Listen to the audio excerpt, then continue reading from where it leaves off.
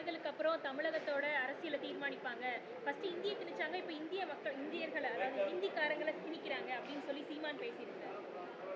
வடமாநிலத்தவர்கள்லாம் இனி வரும் காலங்களில் தமிழகத்துக்கு முதலமைச்சரே தீர்மானிப்பார்கள் அப்படிங்கிற மாதிரி அவர் பொருத்தமில்லாத ஒரு அரசியலை பேசிக் கொண்டிருக்கிறார்.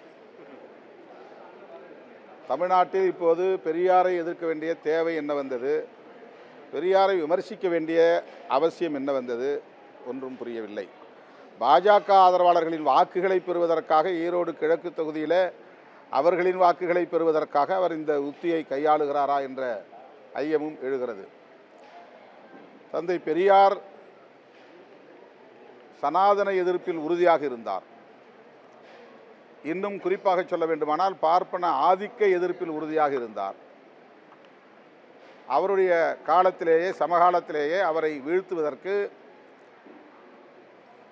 பார்ப்பன பனியா உயர் சாதி அமைப்புகள் மிக கடுமையாக அவரை விமர்சித்தார்கள், வீழ்த்த முயற்சித்தார்கள், முடியவில்லை.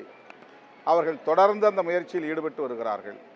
அதே வேளையை இவர் செய்கிறார் என்றால் இவர் பாஜகவின் கொள்கை பரப்பு செயலாளரா என்ற கேள்வி எழுகிறது.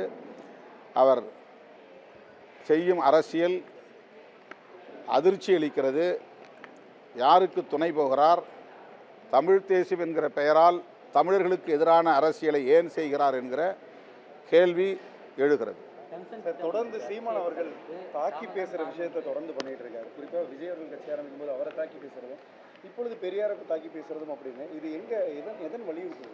இது ஒரு கவன ஈர்ப்புக்காக அதை அவர் கையாளுகிறார் என்றுதான் எண்ண தோன்றுகிறதே தவிர அவர் கருத்தியல் அடிப்படையிலே எந்த விவாதத்தையும் வலுவாக வைக்கவில்லை. தனிநபர் தாக்குதல்கள், தனி கட்சி மீதான கடுமையான விமர்சனங்கள் என்று அவருடைய அரசியல் ஒரு இனவாதத்தை நோக்கி பாசிச கூறுகளை கொண்டதாக பரிணாமம் பெற்று வருகிறது. அது அவருடைய எதிர்காலத்திற்கும் நல்லதல்ல என்பதை ஏற்கனவே நான் சுட்டிக்காட்டியிருக்கிறேன். மீண்டும் அதை சுட்டிக்காட்ட விரும்புகிறேன்.